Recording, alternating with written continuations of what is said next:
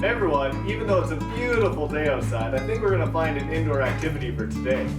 Make sure you have your parents' permission to take out all of the art supplies.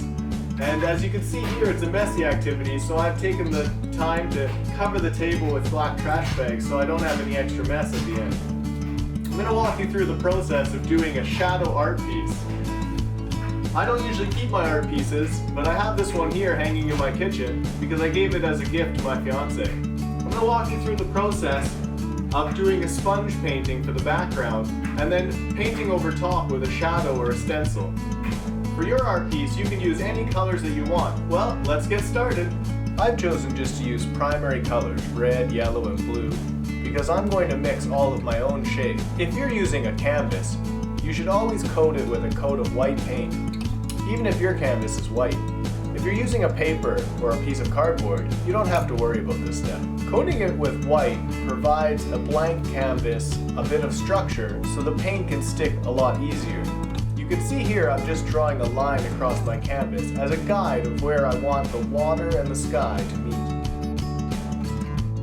Now I'm going to start adding my blue with a sponge. This blue is for the water. You have to add quite a bit of paint, so what I'm doing is adding a different shade of blue every layer.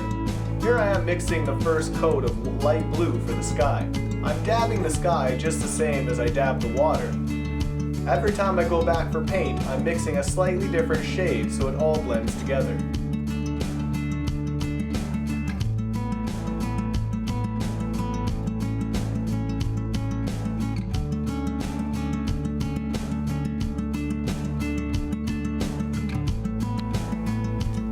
Here I am mixing red and yellow and white to create the right shade of orange.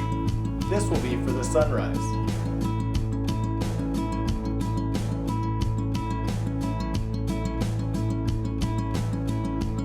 I'm using the sponge to dab the orange all the way across the painting as well. I left myself a little bit of a guide of where I want the darker orange and where I want the lighter orange, and then I'm blending them all together.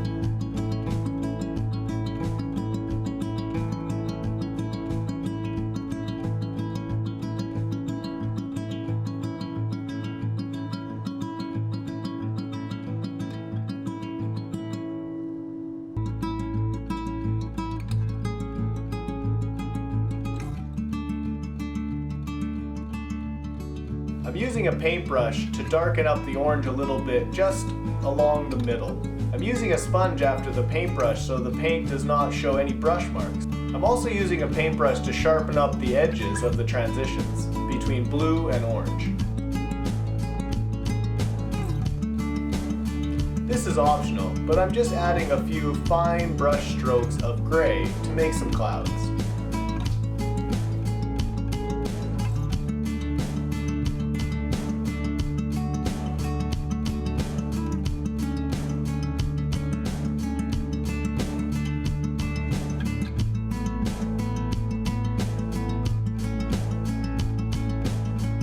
I'm tracing my silhouette so that I can keep a guide of exactly where I want it to be. A good option here, if you don't feel comfortable painting, is to create a stencil with a piece of cardboard, and then you can just simply paint over the stencil. You can do whatever scene you want. I'm modeling mine after the Confederation Bridge. Then you use your paintbrush or your stencil to create your silhouette in black.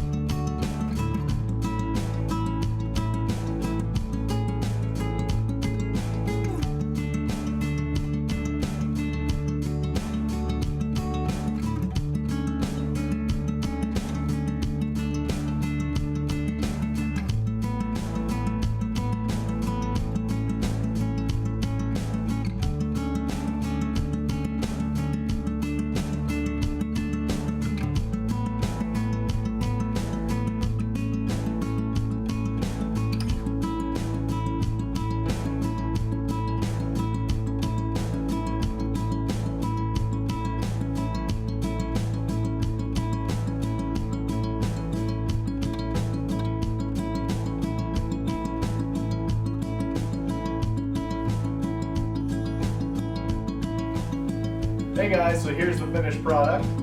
I hope you enjoyed the video today, and I'll see you next time.